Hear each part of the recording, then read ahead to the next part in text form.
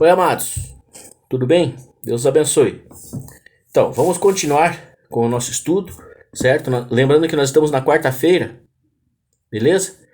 Desde o Marcos, desde 11, 27, certo? Jesus está, estamos na quarta-feira, certo? A quarta-feira da paixão de Cristo. Na quinta, eles ainda vão tentando pegar Jesus na lei, pegar Jesus na religiosidade, pegar Jesus na lei política, certo? Então, vamos prestar um pouco atenção. Essa vai ser a quarta-feira. Vamos tentar fechar essa quarta-feira, tá ok? Vai ser meio complicado porque é muito assunto. Algumas coisas eu vou dar umas pinceladas para nós, tá bom? Bom é ler todo o capítulo. Vamos ver. Então as autoridades mandaram alguns fariseus e alguns partidários de Herodes para apanharem Jesus em alguma palavra. Quando chegaram, disseram a Jesus: Mestre, sabemos que tu és verdadeiro, porque não dás preferência a ninguém, e com efeito não levas em conta as aparências, a beleza, a roupa que eles estavam usando, né, bonita, né, filactérios, aquela coisa toda, e ensinas de verdade o caminho de Deus. Dize-nos, é lícito ou não pagar o imposto a César? Devemos pagar ou não devemos pagar? Jesus percebeu a hipocrisia deles e respondeu: Por que vocês me tentam? Tragam uma moeda para eu ver. Eles levaram a moeda e Jesus perguntou: De quem é a figura e a inscrição que está nessa moeda? Eles responderam: É de César. Então Jesus disse: Pois devolvam a César o que é de César e a Deus o que é de Deus. Certo? Aqui a explicação, certo? É assim, a questão do imposto, aqui, a moeda é de César, mas o povo é de Deus. O povo judeu é de Deus, certo? Por isso que ele fala, dai a César o que é de César. O dinheiro, a moeda, a riqueza é de Deus, certo? É de César. E o povo aqui é de Deus, é meu povo, certo? Por quê? Porque ele estava ali junto de políticos corruptos, certo? A corrupção estava ali generalizada, mas eles eram a cúpula da corrupção. Os fariseus corruptos, religiosos, né? Partidos religiosos. Veja como é que era a política, como é que a política tinha corrompido até o templo, as coisas religiosas. Tinha partidos políticos dentro, certo, da religião, certo? Então, o que acontece? A moeda era do César, mas o povo era de Deus. E o povo estava sendo feito moeda de troca. Olha aí, certo? O povo era mercadoria que enriquecia, certo, a dominação do romano. O povo era quem pagava os tributos para César, para Roma, certo? Em todos os lugares ali do mundo, né? Roma tinha dominado o mundo, certo? Com o romanismo depois, né? Eles foram embora, acabaram, mas o romanismo continuou. O sistema político continuou, certo? Até hoje. E a mercadoria, né? O povo virou moeda de troca, virou, como é que é a palavra atualmente aí? Gado, certo? Da dominação externa, que era Roma, da dominação interna, que era dos líderes religiosos. É isso aí que ele está falando aqui, tá ok? Então eles não tinham como responder Jesus, porque Jesus plantou essa verdade no coração deles. Eles não tinham mais o que responder. Continuando. E os saduceus, que afirmam não existir ressurreição, alguns deles foram até Jesus e lhe propuseram esse caso. Mestre, Moisés escreveu na lei: se alguém morrer e deixar esposa sem filho, e o irmão desse homem deve casar-se com a viúva a fim de que possam ter filhos, em nome do irmão que morreu. Ora, havia 7 irmãos, o primeiro casou-se e morreu sem ter filhos. O segundo casou-se com a viúva e morreu sem ter filhos. A mesma coisa aconteceu com o terceiro, e nenhum dos 7 teve filhos. Por último, morreu também a mulher. E na ressurreição, eles não acreditavam nisso. Quando eles ressuscitarem, de quem ela será esposa? Se todos os 7 casaram com ela? Olha, Jesus eles desmoronam eles com a resposta, tá ok? Olha só o que ele fala: vocês estão enganados. Engano é feitiçaria. Engano é feitiçaria. Não é, pastor Jorge? Quinta-feira de oração foi muito boa, muito tremenda. Vocês estão enganados, porque não conhecem as Escrituras e não conhecem o poder de Deus. Só o que combate o engano, a feitiçaria, é o quê? o conhecer as Escrituras e o poder de Deus. E o poder de Deus é Jesus Cristo. A Escritura é o Verbo encarnado e a palavra de Deus é Cristo também. Só conhecendo Jesus, tá ok? Daí ele fala assim, ó, com efeito os mortos... com efeito, quando os mortos ressuscitarem, os homens e as mulheres não se casarão, pois serão como os anjos do céu. E quanto ao fato de que os mortos vão ressuscitar, vocês não leram no livro de Moisés? Quer dizer, não acreditavam, né? Isso vai já dar uma lavada neles aqui, ó. A passagem na sarça ardente, Deus falou com Moisés: eu sou o Deus de Abraão, já tinha morrido há muito tempo, o Deus de Isaac também, e o Deus de Jacó. Ora, ele não é Deus de mortos, mas de vivos. Vocês estão muito enganados. Então, o que acontece aqui?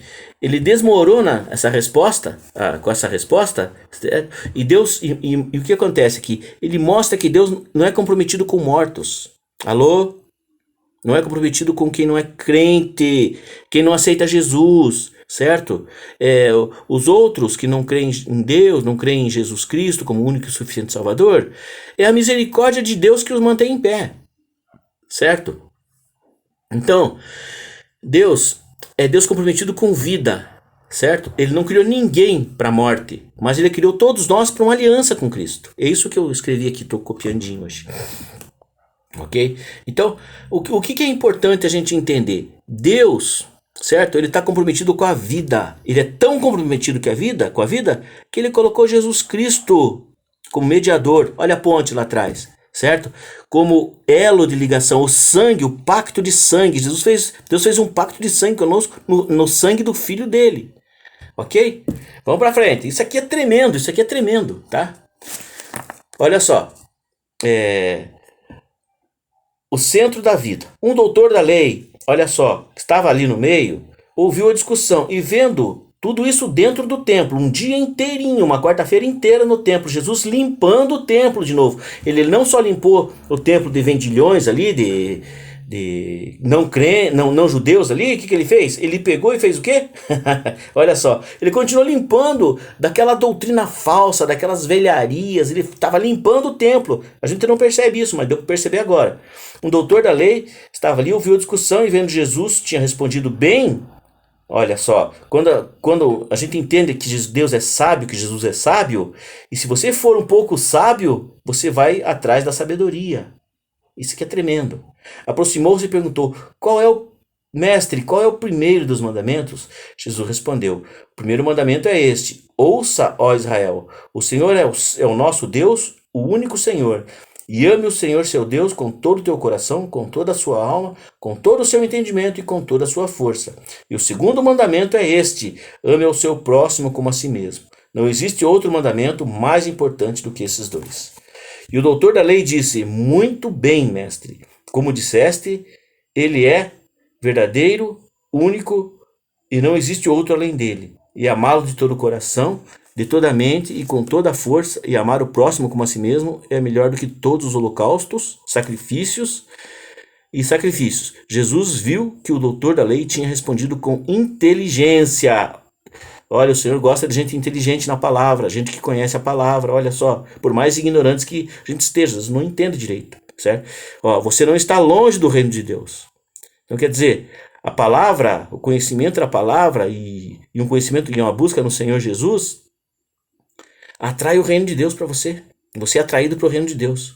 E ninguém mais tinha coragem de fazer pergunta nenhuma a Jesus, certo?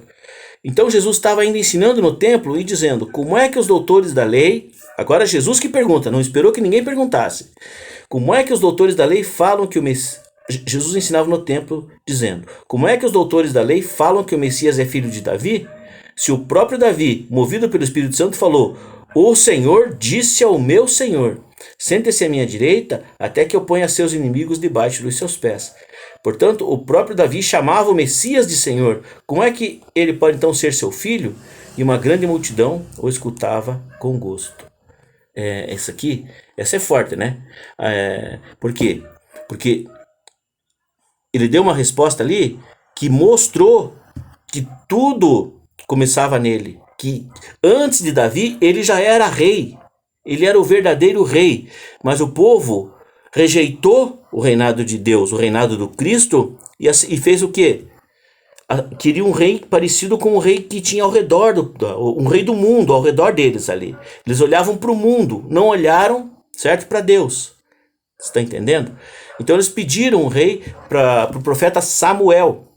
E Samuel, Deus falou assim, ó, o profeta Samuel chegou e falou a Deus, eles querem um rei, e o Senhor é o rei deles, é o nosso rei. Ele falou assim, não, deixa esse povo assim mesmo, deixa eles que escolham o rei. E escolheram Saul, né? Foi o primeiro rei e um dos reis maus, né, de Israel, tá certo? Vamos continuar um pouquinho.